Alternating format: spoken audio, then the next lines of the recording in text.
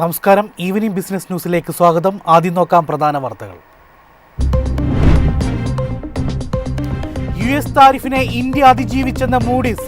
G20 രാജ്യങ്ങളിൽ അതിവേഗം വളരുന്ന സമ്പദ് വ്യവസ്ഥയായി രാജ്യം തുടരുമെന്നും റിപ്പോർട്ട്.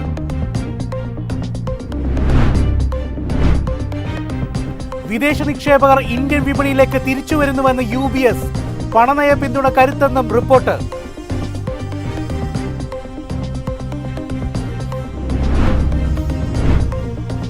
പണപ്പെരുപ്പം കുറയുന്നു. റിസർവ് ബാങ്ക് 2 ഘട്ടങ്ങളിലായി റിപ്പോ നിരക്ക് കുറയ്ക്കാൻ സാധ്യതയെന്ന് CLSA.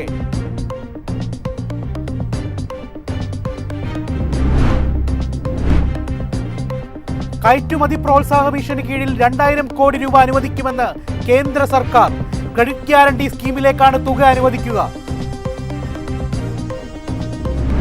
ഈ അരൂർ തുറവൂർ ദേശീയപാതയിൽ എലിവേറ്റഡ് ഹൈവേയുടെ നിർമ്മാണം നടക്കുന്ന സ്ഥലത്ത് ഇന്ന് പുലർച്ചെ നടന്ന അപകടം നടന്ന സ്ഥലത്താണ് ഞാനിപ്പോൾ നിൽക്കുന്നത്.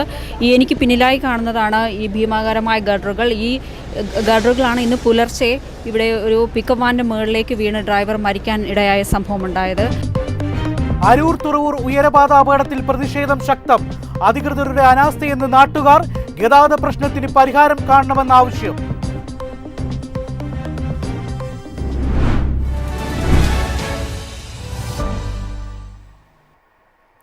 വാർത്തകൾ വിശദമായി. US ഏർപ്പെടുത്തിയ 50% താരിഫിനെ ഇന്ത്യ അതിജീവിച്ചുവെന്ന് മൂഡീസ്. G20 രാജ്യങ്ങളിൽ അതിവേഗം വളരുന്ന സമ്പദ് വ്യവസ്ഥയായ രാജ്യം തുടരുമെന്നും റിപ്പോർട്ട്. മൂഡീസ് റേറ്റിംഗ്സ് പുറത്തിറക്കിയ ഗ്ലോബൽ മാക്രോ ഔട്ട്ലുക്ക് 2026-27 റിപ്പോർട്ടിലാണ് ഇക്കാര്യം പറയുന്നത്. അടുത്ത 2 വർഷവും G20 രാജ്യങ്ങളിൽ ഏറ്റവും വേഗത്തിൽ വളരുന്ന സമ്പദ് വ്യവസ്ഥയായി ഇന്ത്യ തുടരും. 2027 വരെ 6.5% വളർച്ചയാണ് മൂഡീസ് പ്രവചിക്കുന്നത്. അടിസ്ഥാന സൗകര്യ മേഖലയിലെ വികസനത്തിനുള്ള നിക്ഷേപം, ഉപഭോക്തൃ ഡിമാൻഡ്, കയറ്റുമതി വൈവിധ്യവൽക്കരണം എന്നിവയാണ് ഈ വളർച്ചയ്ക്ക് കാരണം. വിവിധ രാജ്യങ്ങളിൽ നിന്നുള്ള സാമ്പത്തിക വെല്ലുവിളികളെയും ചില കയറ്റുമതി ഉൽപ്പന്നങ്ങൾക്ക് US ഏർപ്പെടുത്തിയ 50% താരിഫിനെയും ഇന്ത്യ അതിജീവിച്ചു കഴിഞ്ഞു. കയറ്റുമതി വൈവിധ്യവൽക്കരണം വഴി മറ്റു രാജ്യങ്ങളിലേക്ക് ഉൽപ്പന്നങ്ങൾ എത്തിച്ചതാണ് ഈ പ്രതിസന്ധി മറികടക്കാൻ ഇന്ത്യയെ സഹായിച്ചത്.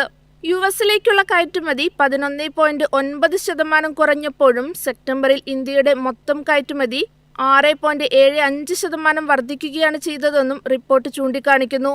ഇന്ത്യയുടെ സാമ്പത്തിക സ്ഥിരതയ്ക്ക് കാരണം റിസർവ് ബാങ്ക് ഓഫ് ഇന്ത്യയുടെ ന്യൂട്രൽ ധനനയ നിലപാടും കുറഞ്ഞ പണപ്പെരുപ്പവുമാണ്. അതേസമയം ആഭ്യന്തര ഡിമാൻഡാണ് പ്രധാന വളർച്ചാ എഞ്ചിനെങ്കിലും വൻകിട ബിസിനസ് നിക്ഷേപങ്ങൾക്കായി സ്വകാര്യ മേഖല ഇപ്പോഴും ആത്മവിശ്വാസം വീണ്ടെടുത്തിട്ടില്ലെന്നും മൂഡീസ് നിരീക്ഷിക്കുന്നു.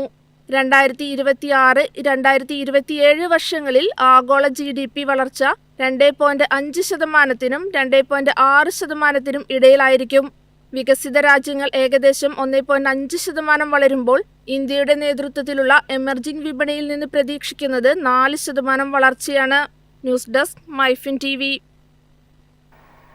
വിദേശ നിക്ഷേപകർ ഇടവേളയ്ക്ക് ശേഷം ഇന്ത്യ വിപണിയിലേക്ക് തിരിച്ചുവരുന്നുവെന്ന് UBS. പണനയ പിന്തുണ കരുത്തെന്നും റിപ്പോർട്ട്.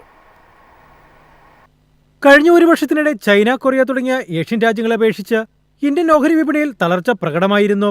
ഇതിന് പ്രധാന കാരണം വിദേശ നിക്ഷേപകരുടെ ഫണ്ട് പിൻവലിക്കലും നിരവധി IPOകൾ വിപണിയിലെ പണലഭ്യത കുറച്ചതുമാണ്. എന്നാൽ ഇപ്പോൾ വിദേശ നിക്ഷേപകരുടെ ആത്മവിശ്വാസം വർദ്ധിച്ചു വരുന്നതായി UBS-ലെ ഡോഷി വ്യക്തമാക്കുന്നു. വിപണിയിലെ ഏറ്റവും മോശം ഘട്ടം കഴിഞ്ഞുവെന്നും ശുഭാപ്തി വിശ്വാസം തിരികെ വരികയാണെന്നും അദ്ദേഹം കൂട്ടിച്ചേർത്തു. ജപ്പാൻ, കൊറിയ ഉൾപ്പെടെയുള്ള മേഖലയിൽ നിന്നുള്ള നിക്ഷേപകർ ഇന്ത്യൻ സാമ്പത്തിക മേഖലയെ സസൂക്ഷ്മം നിരീക്ഷിക്കുന്നുണ്ട്. ഇന്ത്യൻ ബാങ്കുകളിലേക്കുള്ള വിദേശ നേരിട്ടുള്ള നിക്ഷേപം വർദ്ധിക്കുന്നത് ദീർഘകാല ഫണ്ട് രാജ്യത്തേക്ക് ഒഴുകിയെത്തുന്നു എന്നതിന്റെ സൂചനയാണ്. ഇന്ത്യയുടെ 1.4 ബില്യൺ ഉപഭോക്താക്കളുടെ നേട്ടം കൊയ്യാൻ ഏറ്റവും മികച്ച മാർഗം ഇവിടുത്തെ ബാങ്കിംഗ്, സാമ്പത്തിക സേവന മേഖലകളാണെന്നും അദ്ദേഹം കൂട്ടിച്ചേർത്തു. News desk MyFin TV. പണപ്പെരുപ്പം കുറയുന്നു. റിസർവ് ബാങ്ക് 2 ഘട്ടങ്ങളിലായി റിപ്പോ നിരക്ക് കുറയ്ക്കാൻ സാധ്യതയെന്ന് CLSA. ഓഹരി വിപണിയും തിരിച്ചുവരവ് പാതയില്ലെന്നും വിശദീകരണം. നവംബറിൽ പണപ്പെരുപ്പം 1%-ൽ താഴെയെത്തിയെന്നാണ് CLSA സാമ്പത്തിക വിദഗ്ധൻ നിഖിൽ ഗുപ്ത വ്യക്തമാക്കുന്നത്. 2000-ന് ശേഷം ആദ്യമായാണ് ഈ നിലവാരത്തിലേക്ക് പണപ്പെരുപ്പം എത്തുന്നത്.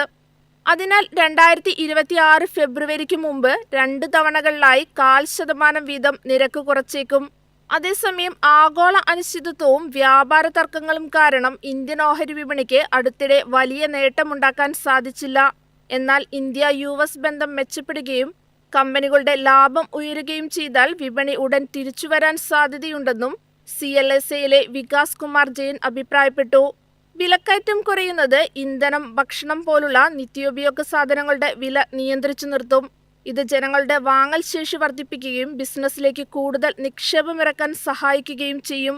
ഒപ്പം പലിശ നിരക്കുകൾ കുറയുന്നത് ഭവന വായ്പ, വാഹന വായ്പ, ബിസിനസ് ലോണുകൾ എന്നിവയുടെ നിരക്കും കുറയ്ക്കും. ഇത് കമ്പനികളുടെ വളർച്ചയ്ക്ക് സഹായിക്കുകയും ഉപയോക്താക്കളുടെ ചെലവ് വർദ്ധിപ്പിക്കാൻ അവസരം നൽകുകയും ചെയ്യും. ആർട്ടിഫിഷ്യൽ ഇന്റലിജൻസ് ലോകമെമ്പാടുമുള്ള തൊഴിൽ വിപണിയിൽ മാറ്റങ്ങൾ വരുത്തിയെങ്കിലും ഇന്ത്യയുടെ യുവജനത സാങ്കേതിക പരിജ്ഞാനവുമായി അതിവേഗം പൊരുത്തപ്പെടാൻ കഴിവുള്ളവരാണ്. ഡിജിറ്റൽ പേയ്മെന്റ് രംഗത്തും 4G സാങ്കേതിക വിദ്യയിലും ഇന്ത്യ നേടിയ വിജയം പോലെ AI അടുത്ത ഉൽപാദനക്ഷമതയുടെ തരംഗമായി രാജ്യത്ത് മാറും. ചുരുക്കത്തിൽ കുറഞ്ഞ നിരക്കുകൾ കൂടുതൽ വളർച്ചയും തൊഴിലവസരങ്ങളും രാജ്യത്ത് സൃഷ്ടിക്കുമെന്നും നിഖിൽ വ്യക്തമാക്കി. News desk MyFin TV. കയറ്റുമതി പ്രോത്സാഹന മിഷന് കീഴിൽ ഉടൻ 2000 കോടി രൂപ അനുവദിക്കുമെന്ന് കേന്ദ്ര സർക്കാർ. ക്രെഡിറ്റ് ഗ്യാരണ്ടി സ്കീമിലേക്കാണ് തുക അനുവദിക്കുക. US-ന്റെ പകരം തീരുവ മൂലം പ്രതിസന്ധിയിലായ കയറ്റുമതി മേഖലയ്ക്ക് കരുത്തേകാനായി 25,060 കോടി രൂപയുടെ പദ്ധതി സർക്കാർ അനുവദിച്ചിരുന്നു. ഇതിന്റെ ഭാഗമായാണ് 2000 കോടി അനുവദിക്കുന്നത്. ഈ പദ്ധതി പ്രകാരം national credit guarantee trustee company അംഗീകൃത വായ്പാ സ്ഥാപനങ്ങൾക്ക് 100% ക്രെഡിറ്റ് ഗ്യാരണ്ടി കവറേജ് നൽകും. ധനകാര്യ സേവന വകുപ്പാണ് NCGDC വഴി ഈ പദ്ധതി നടപ്പാക്കുന്നത്. യോഗ്യരായ കയറ്റുമതിക്കാർക്ക് വായ്പാ സ്ഥാപനങ്ങൾ വഴി അധിക വായ്പാ പിന്തുണ നൽകുന്നതാണ് ഇതിലൂടെ ചെയ്യുന്നത്. ഈ നീക്കം രാജ്യത്തിന്റെ മൊത്തത്തിലുള്ള കയറ്റുമതി വളർച്ചയ്ക്ക് വലിയ ഉത്തേജനമാകും. കൂടാതെ വായ്പകളിൽ പലിശയിളവ് നൽകും. കൊമേഴ്സ് വഴിയുള്ള കയറ്റുമതിക്കാർക്ക് വായ്പാ ലഭ്യതയ്ക്കായി ക്രെഡിറ്റ് കാർഡുകൾ ലഭ്യമാക്കും. പുതിയ വിപണികളിലേക്ക് ചെറുകിട സംരംഭങ്ങൾക്ക് ചുവടുറപ്പിക്കാനുള്ള പദ്ധതികളും ഉണ്ടാകും. മറ്റു രാജ്യങ്ങൾ ഏർപ്പെടുത്തുന്ന തീരുവ ഇതര പ്രതിബന്ധങ്ങൾ നേരിടാനുള്ള പിന്തുണയും നൽകുമെന്നും സാമ്പത്തിക ലോകം വിലയിരുത്തുന്നു. News desk MyFin TV. Aroor Thuravoor ഉയരപാത നിർമ്മാണം നടക്കുന്ന സ്ഥലത്ത് കോൺക്രീറ്റ് ഗർഡറുകൾ നിലം പതിച്ച് പിക്കപ്പ് വാൻ ഡ്രൈവർ രാജേഷ് മരിക്കാനിടയ സംഭവത്തിൽ പോലീസ് നരഹത്യയ്ക്ക് കേസെടുത്തു. നിർമ്മാണ കമ്പനിയുടെ ജീവനക്കാരെ പ്രതിയാക്കി ജാമ്യമില്ലാ വകുപ്പുകൾ ചുമത്തിയാണ് പോലീസ് FIR രജിസ്റ്റർ ചെയ്തിരിക്കുന്നത്. അതേസമയം സംഭവത്തിൽ പ്രതിഷേധം ശക്തമായിരിക്കുകയാണ്. അധികൃതരുടെ അനാസ്ഥയെന്നും ഗതാഗത പ്രശ്നത്തിന് പരിഹാരം കാണണമെന്നുള്ള നാട്ടുകാരുടെ ആവശ്യം ശക്തമായിരിക്കുകയാണ്. സംഭവ സ്ഥലത്ത് നിന്നും മൈഫിൻ TV പ്രതിനിധി ഷീന രാജ് തയ്യാറാക്കിയ റിപ്പോർട്ടിലേക്ക്. ഈ അരൂർ തുറവൂർ ദേശീയപാതയിൽ എലിവേറ്റഡ് ഹൈവേയുടെ നിർമ്മാണം നടക്കുന്ന സ്ഥലത്ത് കഴിഞ്ഞ് പുലർച്ചെ നടന്ന അപകടം നടന്ന സ്ഥലത്താണ് ഞാനിപ്പോൾ നിൽക്കുന്നത്. എനിക്ക് പിന്നിലായി കാണുന്നതാണ് ഈ ഭീമാകാരമായ ഗഡറുകൾ. ഈ ഗഡറുകളാണ് ഇന്ന് പുലർച്ചെ ഇവിടെ ഒരു പിക്കപ്പ് വാൻ്റെ മുകളിലേക്ക് വീണ് ഡ്രൈവർ മരിക്കാൻ ഇടയായ സംഭവം ഉണ്ടായത്. നമുക്ക് ഈ ദൃശ്യങ്ങൾ കാണുന്നത് പോലെ തന്നെ ഏറെ തിരക്കേറിയൊരു സ്ഥലം.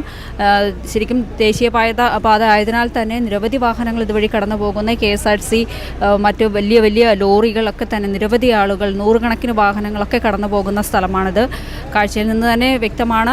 ശരിക്കും ഒരു നടപ്പാത പോലും നമുക്കില്ല എന്നുള്ളത് തന്നെയാണ് ഇതിൽ നിന്ന് വ്യക്തമാകുന്നത്. തീർത്തും സുരക്ഷിതമല്ലാത്ത ഒരു സാഹചര്യത്തിലാണ് ഇവിടെ നിർമ്മാണ പ്രവർത്തികൾ പുരോഗമിക്കുന്നത് തന്നെ പറയാം. ഈ പിന്നിലായി കാണുന്ന ഈ തൊഴിലാളികൾ ഇതൊക്കെ തന്നെ അന്യ സംസ്ഥാന തൊഴിലാളികളാണ്. ശരിക്കും സ്കിൽഡ് വർക്കേഴ്സിൻ്റെ ഒരു കുറവ് ഈ ഒരു നിർമ്മാണ മേഖലയിൽ ഉണ്ടെന്നുള്ളൊരു ആരോപണം നേരത്തെ തന്നെ നിലനിൽക്കുന്നതാണ്. ഇന്ന് പുലർച്ചെ ഈ ഗഡർ ഉയർത്തിയ സമയത്ത് ഗതാഗത നിയന്ത്രണം ഉണ്ടായിരുന്നു എന്നാണ് ഇതിൻ്റെ അധികൃതരൊക്കെ തന്നെ പ്രതികരിക്കുന്നത്. എന്നാൽ ഗഡർ ഏകദേശം ഉറപ്പിച്ചു എന്ന് ഉറപ്പായ ശേഷമാണ് വാഹനങ്ങൾ കടത്തിവിട്ടതെന്നും നിർമ്മാണ കമ്പനിയിലെ ഉദ്യോഗസ്ഥർ അവകാശപ്പെടുന്നുണ്ട്. പക്ഷേ ഇത് എത്രമാത്രം സത്യമാണെന്ന് നമുക്ക് വിശ്വസിക്കാൻ കഴിയില്ല. കാരണം ഇത് ഉയർത്തുന്നതിനിടയിൽ തന്നെയാണ് ഈ വാഹനം പിക്കപ്പ് വാൻ ഇതുവഴി കടന്നുപോയതും അതിന് മുകളിലേക്ക് ഇത്രയും ഭീമാകാരമായ ഗഡറുകൾ വീണ് അപകടമുണ്ടായ ഒരാൾ മരിക്കാനിടയായതും. ഇത്രയും വലിയ ഗഡർ ഫിറ്റ് ചെയ്യുന്ന സമയത്ത് ഈ അപകട സാധ്യത മുന്നിൽ കണ്ട് ഈ ഗതാഗത നിയന്ത്രണം തുടരേണ്ടതുണ്ടായിരുന്നോ എന്നുള്ള ചോദ്യം തന്നെയാണ് ഇപ്പോൾ ഉയർന്നത്. ഇത് സംബന്ധിച്ച് വൻ പ്രതിഷേധങ്ങളൊക്കെ തന്നെ അരങ്ങേറിക്കഴിഞ്ഞു. ഇപ്പോൾ അധികൃതർ ഇക്കാര്യത്തിൽ നൽകുന്ന ഉത്തരങ്ങളൊന്നും തന്നെ ഈ നാട്ടുകാർ ആരും വിശ്വസനീയമായി എടുക്കുന്നില്ല. നിലവിൽ വർഷങ്ങളായി അവരനുഭവിക്കുന്ന വലിയൊരു പ്രശ്നത്തിന് പരിഹാരം കാണണം എന്ന് തന്നെയാണ് ഈ നാട്ടുകാരുടെയും ഒക്കെ തന്നെ ആവശ്യം. ഇതിൽ ശരിക്കും പറഞ്ഞാൽ സുരക്ഷയുടെ വളരെയധികം വീഴ്ചകളാണ് ഉണ്ടായിരുന്നത്. സുരക്ഷാ വീഴ്ച ഉണ്ടായിട്ട് തന്നെ. കാരണം രാത്രിയാണെങ്കിൽ പോലും ഇത് മുകളിൽ കയറ്റുന്ന നേരത്ത് റോഡ് ബ്ലോക്ക് ചെയ്താണെങ്കിലും അത് കഴിഞ്ഞിട്ട് ഇവിടെ മാർഷൽമാരും ഇല്ലായിരുന്നു. വാഹനങ്ങൾ പോകുമ്പോൾ എങ്ങനെ വിടണമെന്നുള്ളതിനെപ്പറ്റി മാർഷൽമാരും നിർത്തിയിട്ടില്ലായിരുന്നു. ഇതിപ്പോൾ ഉണ്ടായ സംഭവം മാത്രമല്ല, ഇതിനു മുമ്പും 54 പേരോളം മരിച്ചു എന്നുള്ളത് തന്നെയാണ്. ഈ 3 വർഷം കൊണ്ട് 54 പേരോളം മരിച്ചവരെ കണക്ക് മാത്രമേ നമുക്ക് എല്ലാവർക്കും അറിയാവുള്ളൂ. പക്ഷേ ഒരുപാട് പേര് പരിക്ക് പറ്റിയവരുണ്ട്. എന്ന് പറഞ്ഞാൽ പലരും ജോലി പോലും നഷ്ടപ്പെട്ട് വീട്ടിലിരിക്കേണ്ട അവസ്ഥ വന്ന ആൾക്കാർ വരെയുണ്ട്. അവർക്കൊക്കെ വേണ്ടിയിട്ടാണ് ഞങ്ങൾ ഒരു അരൂർ തുറവൂർ ജനകീയ സമിതി എന്ന ഒരു സംഘടന രൂപീകരിക്കുകയും അതിലൂടെ നിരവധി സമരങ്ങൾ ഞങ്ങൾ നടത്തുകയും ചെയ്തിട്ടുള്ള. അരൂർ തുറവൂർ ദേശീയപാതയിൽ ഇന്ന് പുലർച്ചെയുണ്ടായ അപകടത്തിൽപ്പെട്ട പിക്കപ്പ് വാനാണ് എനിക്ക് പിന്നിലായി കാണുന്നത്. ഈ വാൻ മുകളിലേക്ക് അതിഭീകരമായ 2 ഗഡറുകൾ വീണാണ് അപകടം സംഭവിച്ചത്. തുടർന്ന് ഡ്രൈവർ ഹരിപ്പാട് സ്വദേശി രാജേഷാണ് മരണപ്പെട്ടത്. തീർത്തും പറഞ്ഞാൽ ഈ അരൂർ തുറവൂർ ദേശീയപാത ഇന്ന് വെറുമൊരു യാത്രാമാർഗമല്ല എന്ന് തന്നെ വേണം കരുതാൻ. ഒരു ഭയം വിതയ്ക്കുന്ന, ദുരന്തങ്ങൾ പതിവാകുന്ന ഒരു മരണപാതയായി മാറിക്കഴിഞ്ഞിരിക്കുന്നു എന്ന് തന്നെ വേണം. നിർമ്മാണം പുരോഗമിക്കുന്ന ഈ എലിവേറ്റഡ് ഹൈവേയുടെ മറവിൽ സുരക്ഷാ മാനദണ്ഡങ്ങളൊക്കെ തന്നെ കാറ്റിൽ പറത്തി അധികൃതർ നടത്തുന്ന ഒരു അനാസ്ഥയുടെ നേർചിത്രം. തീർത്തും അങ്ങനെ തന്നെയാണ് പറയേണ്ടത്. ഇവിടെ ഓരോ ദിവസവും ഇത്തരത്തിൽ നിരവധി അപകടങ്ങൾ അരങ്ങേറുന്നുണ്ട്. നടപ്പാത ഇല്ല എന്നുള്ളത് തന്നെ വലിയൊരു പ്രശ്നമാണ്. നാട്ടുകാർ തന്നെ ഇക്കാര്യത്തിൽ പരാതി പറയുന്നുണ്ട്. അവർ തീർത്തും ജീവൻ കൈ പിടിച്ചുകൊണ്ട് തന്നെയാണ് ഈ വഴി നടന്നു പോകുന്നത്. തന്നെയല്ലേ ഏകദേശം 1 കിലോമീറ്റർ അപ്പുറം ചെന്നാൽ മാത്രമേ ഈ നാട്ടുകാർക്കൊക്കെ യാത്രാ സൗകര്യം ലഭിക്കുന്നുള്ളൂ. ഒരു ഓട്ടോ പോലും വിളിച്ചാൽ അവർക്ക് കിട്ടാറില്ല എന്നുള്ള പരാതി അവർ പറയുന്നുണ്ട്. തീർത്തും അനാസ്ഥയുടെ ഒരു ആഴം വർദ്ധിപ്പിക്കുന്ന ഏറ്റവും ഒടുവിലായി നടന്ന ഒരു ദുരന്തമാണ് ഇന്ന് പുലർച്ചെ സംഭവിച്ചത്. ഈ പിക്കപ്പ് ആൻഡ് ഡ്രൈവറായ ഹരിപ്പാട് സ്വദേശി രാജേഷിൻ്റെ മരണം തീർത്തും ഞെട്ടലുളവാക്കുന്ന ഒന്ന് തന്നെയാണ്. ഇതൊരു ഒറ്റപ്പെട്ട സംഭവമല്ല. കുറച്ച് വർഷങ്ങളായി ഇത്തരം അപകടങ്ങളൊക്കെ തന്നെ പഴങ്കഥയായിട്ടുണ്ട്. കഴിഞ്ഞ കുറച്ച് നാൾ മുമ്പ് ചന്ദ്രൂരിൽ ഒരു JCB പിന്നോട്ടെടുത്തപ്പോൾ അതിനടിയിൽപ്പെട്ട് പ്രവീൺ എന്നൊരു ബൈക്ക് യാത്രികൻ മരിച്ചിരുന്നു. പിന്നെ അതുപോലെ തന്നെ ടോൾ പ്ലാസയ്ക്ക് സമീപം ട്രക്കുകൾ അനധികൃതമായി പാർക്ക് ചെയ്തതിനുണ്ടായ അപകടത്തിൽ തിരുവല്ല സ്വദേശിനി മരിച്ചിരുന്നു. ഈ നിർമ്മാണം നടക്കുന്നതിനിടെ തന്നെ നിരവധി അന്യസംസ്ഥാന തൊഴിലാളികൾക്ക് അപകടം സംഭവിച്ചിട്ടുണ്ട്, മരിച്ചിട്ടുണ്ട്. ഇത്തരത്തിൽ നിരവധി റിപ്പോർട്ടുകളൊക്കെ തന്നെ സംഭവിച്ചിട്ടുണ്ട്. അതുപോലെ തന്നെ 54ഓളം മരണങ്ങൾ ഇതുമായി ബന്ധപ്പെട്ട് കഴിഞ്ഞ ഈ 3 വർഷത്തിനിടയിൽ സംഭവിച്ചതായാണ് റിപ്പോർട്ടുകളൊക്കെ തന്നെ വ്യക്തമാക്കുന്നത്. തീർത്തും അനാസ്ഥയുടെ ഒരു ഇര തന്നെയാണ് ഇന്ന് രാവിലെ ഈ ഡ്രൈവർ രാജേഷ് അദ്ദേഹത്തിൻ്റെ മരണത്തിലൂടെ സംഭവിച്ചിരിക്കുന്നത്. ഇക്കാര്യത്തിൽ അധികൃത ഭാഗത്തു നിന്നും വ്യക്തമായൊരു മറുപടി ലഭിക്കേണ്ടതുണ്ട്. നാട്ടുകാരൊക്കെ തന്നെ ഇക്കാര്യത്തിൽ പ്രതിഷേധത്തിലുമാണ്. ദേശീയപാതയിലെ നിർമ്മാണ പ്രവർത്തനങ്ങളിൽ അപകടങ്ങൾ പതിവാകുന്നത് യാത്രക്കാരെയും പ്രദേശവാസികളെയും ഭീതിയിലാഴ്ത്തുകയാണ്. സംഭവ സ്ഥലത്തു നിന്നുള്ള കൂടുതൽ പ്രതികരണങ്ങളിലേക്ക്. എനിക്ക് മൊത്തം ബുദ്ധിമുട്ട് തന്നെയാണ്. ഇവിടുത്തെ ആൾക്കാർക്ക് പൊടി, മാലിന്യങ്ങൾ, ശ്വാസകോശ രോഗങ്ങൾ, അതുപോലെ തന്നെ ഇവിടെയുള്ള ബാക്കിയുള്ള നമ്മുടെ കാറുകളൊക്കെ പോവുകയാണെങ്കിൽ ഇതിന് മോളിൽ നിന്നുള്ള റൂഫ് ഇവർ പാക്കിങ് വെക്കാതെയാണ് ഇവർ ഈ കൺസ്ട്രക്ഷൻ മൊത്തം നടത്തിയിട്ട് അതിൻ്റെ ഇതിൽ നിന്നുള്ള ഈ സിമെൻറ്റ് കാര്യങ്ങളൊക്കെ വേണ്ടിയിട്ട് കാറ് തന്നെ അതിലേക്ക് വന്നിട്ട് വലിയ ഇതൊക്കെയാണ്. അപ്പോൾ ഇവരോട് നമ്മളതിൻ്റെ കോമ്പൻസേഷൻ കാര്യങ്ങളും ചോദിച്ചിട്ട് കാര്യങ്ങളൊന്നും അവർ തരുന്നില്ല. ഞങ്ങൾ ഒരുപാട് ബുദ്ധിമുട്ടുകൾ നമ്മൾ നാട്ടുകാരായിട്ട് മഴ വന്നാൽ തന്നെ ഇവിടെയാണെങ്കിൽ മഴയുടെ കാര്യം പറയുകയാണെങ്കിൽ തന്നെ ഇവിടെ മൊത്തം ചെളിഞ്ഞിട്ട് ഇവിടെ ആൾക്കാർ വീഴുക. ഒരു 10-30 പേരോളം ഇവിടെ ഏകദേശം ഇപ്പം മരിച്ചിട്ടുണ്ട്. ഒരു മറുപടിയില്ല. ഇവരെല്ലാം പോലീസ് സ്റ്റേഷനിലും പഞ്ചായത്തിലും ഇവിടെ മുൻസിപ്പൽ അവിടെ എല്ലാവരും കാശ് കൊടുത്തേച്ചും നമുക്കിട്ട് പണി തരികയാണ്. ഇവർ രണ്ടിടത്തേക്ക് ആരെങ്കിലും പ്രശ്നം ഉണ്ടാക്കിയ പ്രശ്നമുള്ളവർ മാത്രം സെറ്റിൽ ചെയ്യും. ബാക്കിയുള്ളതെല്ലാം ഇവിടെ പോലീസ് സ്റ്റേഷനിൽ കാശ് കൊടുത്തിട്ടുണ്ട്, പഞ്ചായത്തിൽ കാശ് കൊടുത്തിട്ടുണ്ട്. പ്രസിഡന്റും മുണ്ടത്തില്ല, പോലീസിൽ SIയും CIമാരും ഒരാളൊന്നും മുണ്ടത്തില്ല. അവരെല്ലാവരും അവിടേക്ക് കാശ് കൊടുത്തിട്ട് നമുക്കിട്ട് ഓരോ ജനങ്ങളുടെ ബുദ്ധിമുട്ടാണ് ഇവിടെ മെയിൻ ബുദ്ധിമുട്ടെന്ന് പറയുന്നത്. ശരിക്കും പറഞ്ഞാൽ ഇത് ഇവരുടെ ശ്രദ്ധക്കുറവിൻ്റെയാണ് കൂടുതലും ഇങ്ങനെ അനുഭവിക്കുന്നത്. പണിക്കാർ വേണം, ജോലിക്ക് ആൾക്കാർ വേണം, പക്ഷേ ഈ താഴെയുള്ള ക്ലീനിങ് ചെയ്യാനുള്ള ആൾക്കാരും കൂടെ സെപ്പറേറ്റ് വേണം. അല്ലാണ്ട് നമ്മൾ കുറേ ആൾക്കാർ നടന്നു പോകണമല്ല, നമുക്ക് ഓട്ടോയും കാറും ഒക്കെ പിടിച്ച് പോകാൻ പറ്റുമോ? ഞങ്ങൾ ഇവിടുന്ന് നടന്ന് എരമല്ലൂർ എന്നാലേ ഞങ്ങൾക്ക് പ്രൈവറ്റ് ബസ് കിട്ടുള്ളൂ.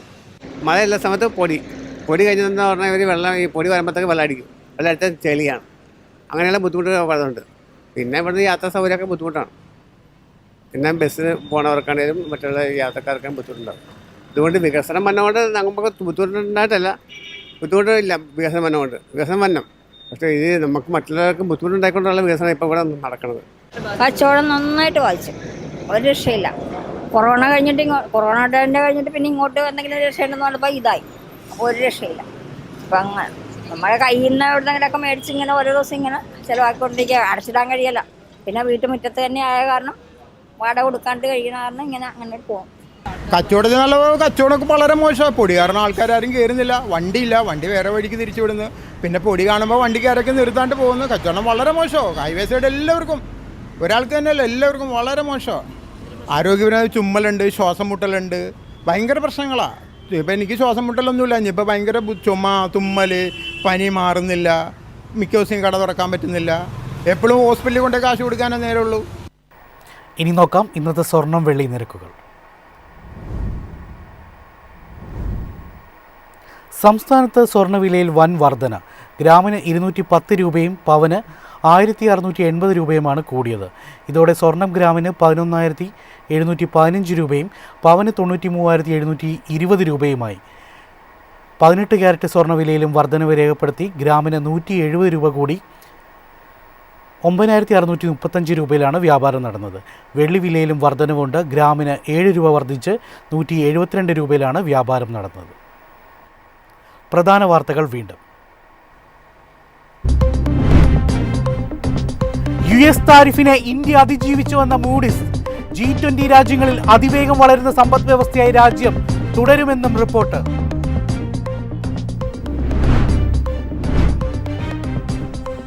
വിദേശ നിക്ഷേപകർ ഇന്ത്യൻ വിപണിയിലേക്ക് തിരിച്ചുവരുന്നുവെന്ന് UBS. പണനയ പിന്തുണ കരുത്തെന്നും റിപ്പോർട്ട്.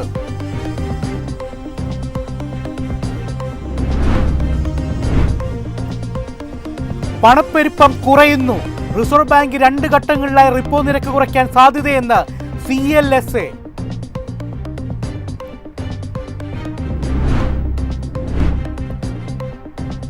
കയറ്റുമതി പ്രോത്സാഹന മിഷന് കീഴിൽ 2000 കോടി രൂപ അനുവദിക്കുമെന്ന് കേന്ദ്ര സർക്കാർ. ക്രെഡിറ്റ് ഗ്യാരണ്ടി സ്കീമിലേക്കാണ് തുക അനുവദിക്കുക.